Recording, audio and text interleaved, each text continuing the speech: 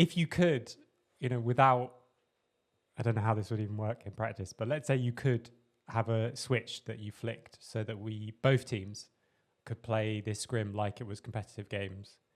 Would that be useful? Would that be something that you went to all the time, a couple of times a week, never? Like, how much would you use it? Maybe every so often, especially if we played against a very good team. I would certainly not use it early on in the process because in order to play, like part of the learning process is playing like it's a scrim. Let's say, because when you're playing a competitive match, hopefully, 99% of the time, you know the matchup that you are playing. Like you have played the matchup that you are playing in this game before. Ideally, lots of times, right? Unless you get like surprised in draft, which happens, right? But most of the time, you've played this matchup a lot. And in order to know how the matchup is supposed to go and play like it's an official, right? For example, you're playing versus a lane where you know that you have to give prio on the first wave. Otherwise, you get too chunked and the guy freezes on you and you get ganked and you can't play 1v1.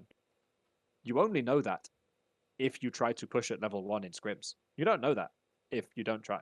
You don't know if you're strong enough to crash the third wave against this guy on this patch with this starting item, with this starting rune, when you take this starting rune. Like there are so many variables and you have to test those variables in order to know what is the correct way to play out the matchup, right? What is the way that you believe is the right way to play out this matchup? And if you don't go and in scrims you're going to test that, and then you're going to die, and then you're probably going to die again, and you're probably going to die again, right? Like there will be games where you die again and again and again and again because you chose to push the wave at level 1 in a matchup where you shouldn't, and from then on the enemy jungler is going to camp the living crap out of you, and it's going to be a crappy scrim game, and then you're not going to do it in your competitive match, right? But if you start your scrim with the mindset that you're not going to push at level 1, well, then you're going to miss out on advantages because pushing at level 1 is better than not pushing at level 1, generally speaking. Um, and you're just not going to know if you can or not, and that's an issue. I think the same. I've been this year because I've been working with coaches from kind of all over the place. I've seen games at a different level or lower level than I've seen before. And not only that thing you said about ERL players coming into the LEC, the same applies when you look at Division 2 or minor leagues or something. It's like the higher up you go, the less scrims look like competitive games. So I've seen some scrims that are like unbelievably serious. But the other thing is that people will, in practice, kind of set up everything for a dive, for example, and then not go for it because they think it's not going to work. And I always would say, like, look, if you go for it and it doesn't work, then we still will learn stuff from it. We'll learn, like, okay, here are some of the rules about diving that maybe we don't know because we never dive. Or actually, what you'll find more often than not is you can do a lot more than you think, especially if you're kind of new as a team. Like when you do the right steps beforehand, you can actually be a lot more aggressive than most people tend to be. But the question I have is that, again, I'm sort of playing devil's advocate a bit here, but is there a way to learn these things, like when we can push the wave and how aggressive we can be, or finding those limits? Is there a more efficient place to learn this than scrims, or even just a different place to learn this than scrims, you think? Because if, Mike, let's say you're either the thing you're struggling with the most is something in mid-game, or even more granularly, maybe your top laner is playing a matchup that they're very comfortable in. They don't need to test the limits. They've done that before. But what they need to do is something about, they need to be just much more confident with the way they engage. So it's great to practice with this certain champion because they need to just pull the trigger a lot more. But then you never get to that point because your bot lane is testing, whether to win or not. I think one of the most extreme situations of that was at one point we had Unforgiven, who obviously you're familiar with, and Hiva in bot lane, and they are just psychopaths. Like when they were laning together, especially. I think this was the first team he was in. There was even a game. It was Draven Callista meta, which is obviously Unforgiven's happy place. And there was one point where there was a flame horizon when Draven had 102 CS. Because Callista was just being permanently just dove over and over. But the point is, is there a way to find these limits that's not in scrims, you think, or do we just not have the tools in the environment we have? Yes and no. You can watch VODs. That's a great way.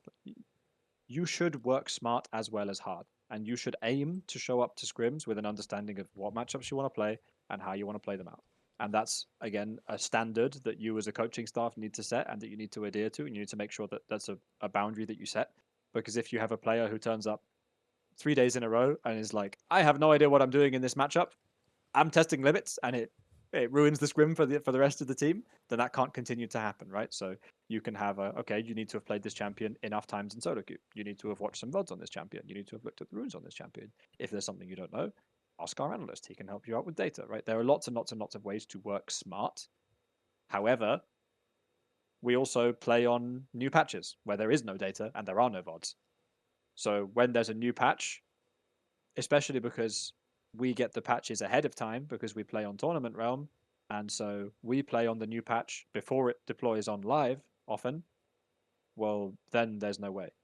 If you've already been playing on the solo queue patch for 1 week, by the time your scrim patch changes to the next one, well, then that's if you've been playing on the same patch, right, in solo queue as you're going to play in the next week in scrims, then at that point, then again, you can say, okay, well, you need to arrive ready and know what you're going to play. So you can limit it depending on the circumstance, but some of the factors are outside of your control. As a general rule, you should aim to have a standard that you come to scrims with as much information as you possibly can about how to play your matchups, so that we can also work on other things, right? And even in a week where you are not playing on the same patch in solo queue and scrims, and the new patch hasn't deployed in solo queue yet, you can still play 1v1s. You can still go into a custom game with someone and test stuff and see, can I get pro at level 1 in this matchup, right? And good players obsess over these things all the time. Good players are so hungry for this information. I think that's a really good point as well, that you can have a standard and yet still approach the scrims with don't know how to say it, like a flexibility, or like you can be forgiving of that kind of behavior in scrims still, as long as you still have this clear standard of like, these are the things that people need. Because I think there's a bit of a tendency when we're talking about culture, we obviously draw a lot from sport, as we should, because they've been doing it for a lot longer than we have. But there's a very common thing in sport about bringing an intensity to practice and a seriousness to practice and all that kind of thing. And I do think that's great, but I think what some people miss is that practice in sport is not just playing the game. So it's different. It's not figuring out how the game works. Exactly, exactly. It's like, yes, I do agree that when you're doing these drills, we should make sure that we bring an intensity to the drill, because the environment of the drill is already pushing you towards, like it's pushing you towards a relaxed thing where you can like not quite go to the line if you're doing like shuttle runs, or, you know, not quite go over the cone if you're supposed to go over the cone. Yeah. And so you have to bring that intensity yourself. But when you're playing the game, it's almost not quite the opposite. But I think there is a danger of coaches coming in who want to draw from sport and who say, you know, we have to bring this intensity to practice. Look at these quotes from Kobe Bryant or Michael Jordan saying about how they practice so intensely that the game days were like easy. Yeah. And like, that's great when in their environment, but I don't think you can approach every scrim like it's a playoff game. I heard someone say recently, and I was thinking like that, not only does that sound unbelievably exhausting, I don't think that's necessarily the best. Well, I don't think that's the best way to be learning things, because you do need to be pushing the boundaries to find anything out, because this is the only way we can do it. So I think there's two perspectives. There's two ways in which you can approach a scrim with ferocity or with seriousness, as if it were a playoff game. You can approach it by giving it the same amount of energy in terms of your input, your refusal to give up, your communication, your mindset, the way that you encourage your teammates, like all of these things, you can bring those things, you can bring your A game without necessarily touching on any of the other stuff that we've mentioned, right? And if we are to kind of make a backwards analogy into conventional sports, if from 1 month to the next, the weight of the basketball and the height of the net changed, well, you would go through a testing period because the coaches can't know what to coach yet until you know what the optimal way to shoot is, right? Or whatever it is, right? And this happened in basketball. And if you look at the evolution of basketball over the last while, at some point, people realized that the basketball meta was wrong. And they realized that the most efficient way to play the game was to shoot 3-pointers. And the entirety of the way that even the way that you drafted players in basketball changed, right? That's why Victor Wembanyama is so fucking OP. Because he can, like, because the guy's so insanely tall and also has great ball handling skills, and he can shoot from outside the rim. He can block people doing 3-pointers. He can do everything, and that's something that, I mean, okay, he still would have been OP in previous basketball, right? But the the dynamic of how many 3-pointers are you expected to shoot is something absurd. Like the percentage of baskets scored in basketball that are 3-pointers is like, I don't know how many percentage high. I can't remember what it is, but I think it might even be the majority nowadays of baskets that are scored, and it didn't used to be. I mean, I won't put like a number on it, right? But the way that you play basketball has fundamentally changed, and that it's not necessarily happening to the same degree with League of Legends, but like when you patch a champion to do slightly more damage, it's a bit like putting some extra weight into the basketball, right? Or taking some weight out of the basketball.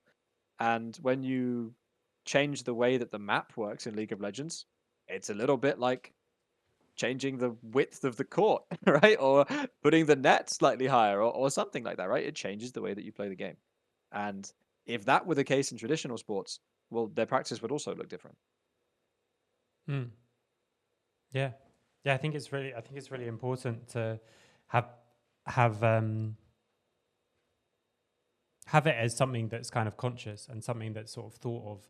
And maybe, I mean, I'm a big fan of being clear as possible, of differentiating between kind of exploratory practice and execution practice, where we will need to find out new things and we will have to test things, and there is certain things that you can't test anywhere else but in a game, like as a group, all of us together, and it might cost us this scrim or whatever.